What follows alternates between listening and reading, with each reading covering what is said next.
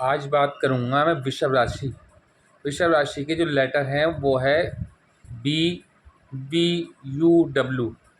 इसका जो सिंबल है, ज़ोडिएक सिंबल जो है वो है बुल। ज़ोडिएक एलिमेंट जो है वो है अर्थ। ज़ोडिएक क्वालिटी जो है वो है फिक्स्ड। इसका जो पर्सनालिटी है वो है हॉनेस्टी, मल्टीटास्कर और रिलायबल।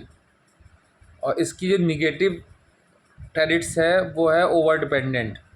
अब मैं बात करूं आपको वृषभ राशि के बारे में। वृषभ राशि जो है, देखिए उसमें मैं आज पूरी उसकी वो बताऊंगा पहले शुरू में कि वृषभ राशि क्या है, क्या कैसे इसका काम होता है और क्या है। देखिए वृषभ राशि जो है उसको फर्स्ट हाउस जो मिला, व्यक्तित्व का घर जो मिला, वो मिला आपके शुक्र को। सेकंड हाउस जो है वो आपका धन का घर, कुटुंब का घर, और आपका जो है मतलब लिक्विड मनी का घर, वाणी का घर, वो मिला उसको बुध को। बुध यहाँ पर मार्केश भी, अभी मैं आगे बता के चलूँगा। थर्ड हाउस जो मिला वो कर्क राशि को मिला, जो है भाई बहनों का घर, विदेश का घर और आपके पराक्रम का घर। फोर्थ हाउस जो मिला माता, भूमि, वाहन, वो मिला सिंह राशि सूर्य को। फिफ्थ हाउस जो मिला वो मिला कन्या राशि को, जो मतलब बच्चों का, मतलब संतान का, प्रेम का, विद्या का, और आपके जो है कहना चाहिए रेस्पेक्ट का, और साथ में आपका जनता का। सिक्स हाउस जो मिला वो मिला तुला राशि को। तुला राशि रोग ऋण शत्रु का घर जो मिला वो मिला शुक्र को। विवाह का, पत्नी का, इनकम का, और आपकी पार्टनरशिप का, और जनता का, और व्यक्तित्व में निखार का घर जो मिला वो मिला आपके मंगल को। धनु राशि को मिला आपको मृत्यु का घर, शमशान का घर, पाताल घर, अंधकार घर, इंश्योरेंस का घर, अकल विद्या का घर, ज्योतिषी का घर, वो मिला आपको गुरु को। मकर शनि को मिला आपको भाग्य भाव, पिता का भाव, धर्म भाव और विदेश भाव। और कुंभ को मिला नौकरी का भाव, जो कर्म भाव कहलाते हैं। कर्म भाव जो मिला वो उसको शनि को मिला, वो मिला नौकरी का, राजनीति का, व्यापार का और जनता का। 11th हाउस जो मिला वो मिला आपका मीन राशि को, वो मिला गुरु को। रिवार्ड का, अवार्ड का, बड़े भाई बहनों का, विदेश का और इनकम का। और तो मोक्ष भाव मिला आपके जो है मेष राशि को, जो मोक्ष का, शमशा मतलब मोक्ष का, और जो है हॉस्पिटल का, साइलम का, जेल का, वो मिला आपके उसको मंगल को। अब देखिए आपकी कुंडली में बुध और मंगल दोनों मार्केश हैं। जब भी बुध की दशा आएगी और मंगल की अंतर्दशा आएगी तो उस टाइम मृत्यु तुल्य कष्ट भोगने पड़ेंगे। अगर आपकी कुंडली में मंगल और बुध अच्छी स्थिति में नहीं है, या D9 में जाके अच्छी स्थिति में नहीं है तब, या और चार्ट देख लें, कुंडली का एनालिसिस कर लें, आपकी लगन स्वामी से मित्रता नहीं है तब। लगन स्वामी से मित्रता है तो फिर चेंजिंग हो जाएगी, क्योंकि शुक्र का घर है, लगन शुक्र है, तो बुध जो है मित्र है, मंगल जो है वो भी कोई शत्रु नहीं है। तो अब जो है जब भी आपकी मंगल की महादशा आएगी और बुध की अंदर दशा आएगी तब भी आपको दिक्कतें झेलनी पड़ेंगी, मृत्यु तो लेकर भोगने पड़ेंगे। उसके उपाय मैं लास्ट में बताता हुआ चलूँगा क्या करना है। देखिए जब भी आपकी बुध की महादशा होगी तो मार्केश बुध क्या क्या गड़बड़ करेगा। आपके लिक्विड मनी अगर जमा थी वो सब खर्च करा देगा, आपकी वाणी को दूषित कर देगा, आपके कुटुंब से आपके मतभेद करा देगा, और हो सकता है आपको अपने घर से दूर जाके ही रहना पड़े। जीवन के मध्य भाग में आप अपने घर से दूर रहकर ही जीवन व्यतीत करेंगे अगर आपका बुध अच्छी अवस्था में नहीं हुआ, या फिर आपका सूर्य अच्छी अवस्था में नहीं हुआ तब। और जब बुध की महादशा चल रही होगी तो आपके अगर बुध अच्छी अवस्था में नहीं बैठा है तो मार्केश बहुत दिक्कत देगा, आपको संतान को दिक्कत देगा, आपको प्रेम संबंधों में दिक्कत देगा, बहुत ज़्यादा दिक्कत देगा, और प्रेम में लाछन भी लगने का योग बनता है। अगर बुध अच्छा नहीं है, मार्केश की दशा चल रही हो 19 साल की, तब तो यहाँ पर आपको एग्ज़ाम वगैरह देंगे, उसमें आपको सफलता नहीं प्राप्त होगी। और जो है यहाँ पर मतलब कोई कंसीव लेडी है, और बुध की महादशा चल रही है, और शुक्र का लगन है वृषभ लगन, तो फिर उसको कंसीव लेडी को मिसकैरेज वाली प्रॉब्लम रहेगी कंटिन्यू। और जनता से भी उस टाइम अपशब्द सुनने को मिलेंगे बुध की महादशा में। जब मंगल की महादशा होगी और बुध की अंतर्दशा होगी, तो उस टाइम जो है आपकी पत्नी से मतभेद रहेंगे, आपके इनकम में रुकावट रहेगी, और आपका जो है जनता से प्रेम प्राप्त नहीं होगा, आपको पार्टनरशिप में भी धोखा मिलेगा, और आपके व्यक्तित्व पे भी लाछन लगेगा। ये चीज़ देख लेना। और अगर आपकी आयु लंबी चाहते हैं तो आप अपने गुरु को ज़रूर देखें। गुरु अगर आपका स्ट्रांग अवस्था में हुआ, मान लो लगन कुंडली में नहीं है तो चंद्र कुंडली में देख लें, चंद्र कुंडली में नहीं है तो कारकश कुंडली में देख लें, कारकश कुंडली में नहीं है तो लाल किताब कुंडली में देख लें। उसके अकॉर्डिंग अगर गुरु आपका अच्छा है, केंद्रीय त्रिकोण भाव में बैठा है, और दूसरे घरों में भी जाके अष्टम का स्वामी होके ही केंद्रीय त्रिकोण में बैठा है, तो फिर वो गुरु आपको आयु को लंबी कर देगा। और मान लो गुरु अष्टम में ही आन के बैठ जाए तो सरल योग बना देगा, तो भी आयु लंबी ही होगी। गुरु का अष्टम में जाना बुरा फल नहीं होता, इंस्टीट्यूशन पावर स्ट्रांग होती है, जीवन में संघर्ष कम रहता है, देवीय शक्ति साथ चलती है। इस तरीके से आपकी वृषभ राशि वालों की, वृषभ ज़ोडिएक साइन वालों की पूरी लाइफ है जो मैंने बताई। अब देखिए, मान लो अगर आपका शुक्र स्ट्रांग अवस्था में है तो शुक्र आपका लगन का स्वामी, तो आपके लगन को, व्यक्तित्व को निखारेगा, आपकी ऑरा को स्ट्रांग करेगा, आपके चेहरे में आकर्षण पैदा करेगा। अगर शुक्र अच्छी अवस्था में हुआ तो आपको लग्जरी भी दे देगा।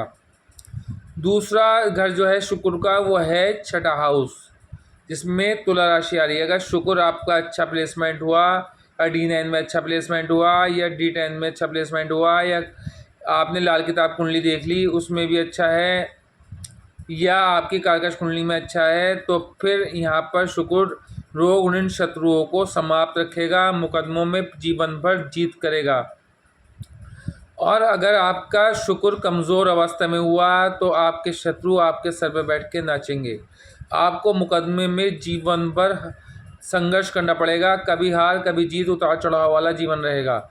आपको रोग, कोई ना कोई रोग से ग्रसित रहेंगे, ये ध्यान रखें। बुध मैं बता दिया आपको, बुध की दो घर हैं, एक तो सेकंड हाउस, एक पंचम हाउस। बुध मार्केश है, सेकंड हाउस की वजह से होने की वजह से, तो पंचम हाउस पे भी इसका वो पड़ेगा इफेक्ट। ठीक है, तो पंचम हाउस की चीज़ें उस टाइम गड़बड़ रहेंगी। मगर अगर बुध आपकी कुंडली में अच्छा हुआ तो जीवन में बुध की दशा को छोड़कर जीवन में अच्छा ही फल देगा, क्योंकि बुध जो है वो शुक्र का मित्र है।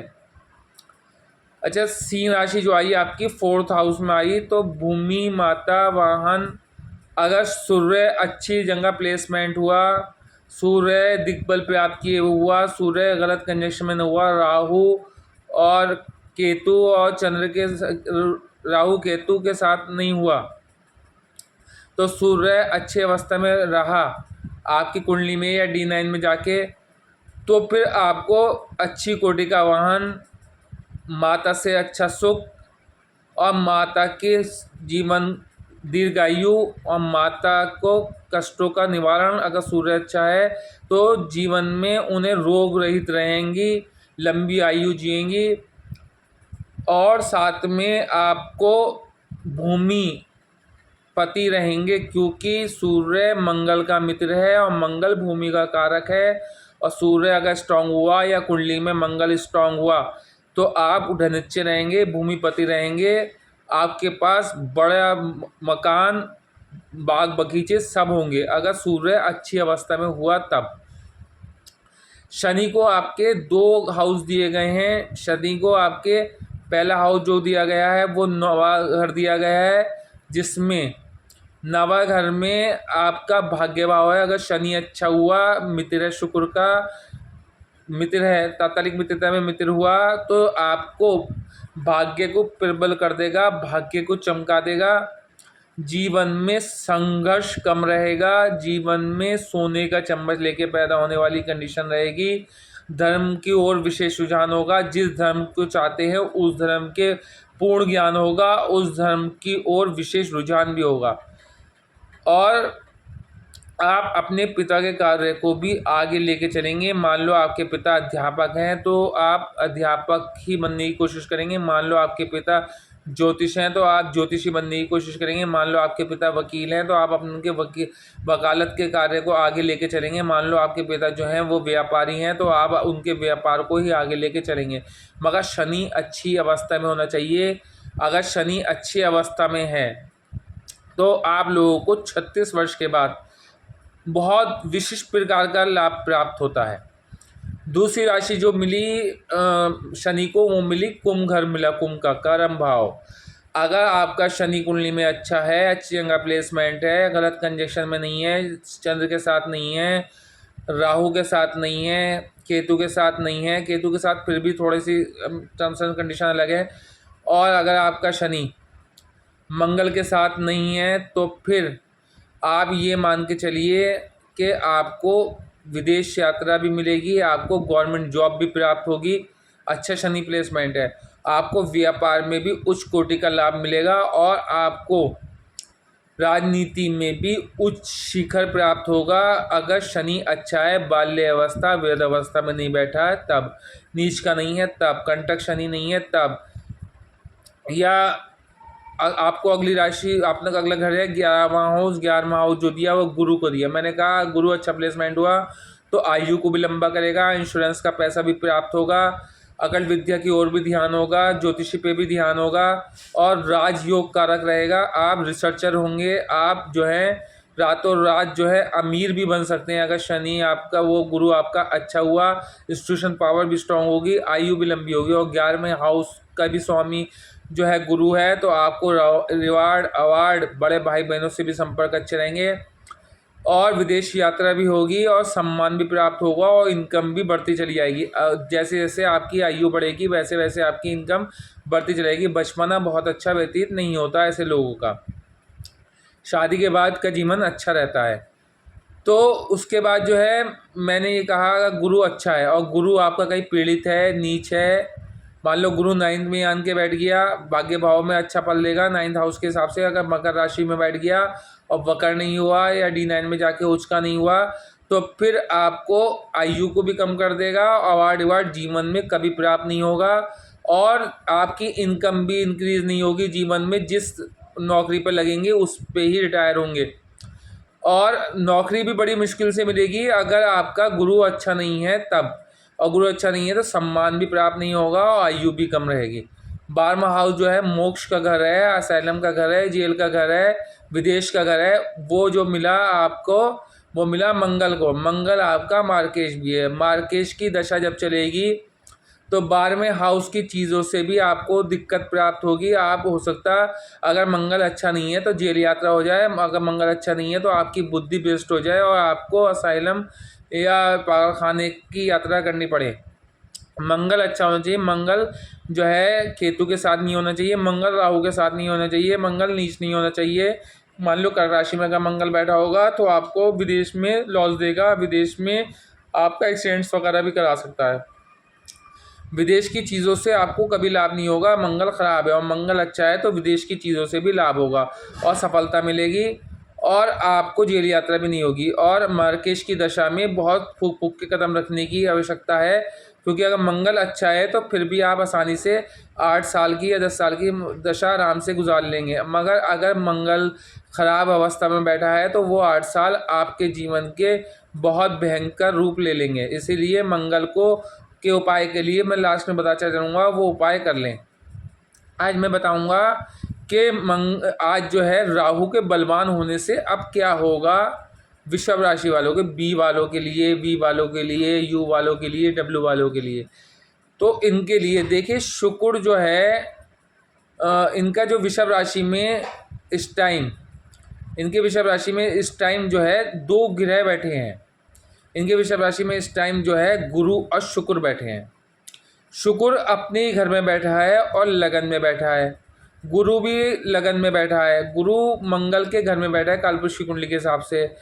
तो मंगल और गुरु मित्र हैं। आपकी कुंडली में क्या स्थिति है वो देख लिए, आपके मंगल और गुरु की क्या स्थिति है। तो ये समझ लिए ये आपके व्यक्तित्व में निखार ला देगा। अगले 2025 तक आपके व्यक्तित्व में निखार होगा। आपका वैवाहिक जीवन 2025 तक अच्छा रहेगा। आपकी रोज़ाना की इनकम इंक्रीज होती चली जाएगी 2025 तक।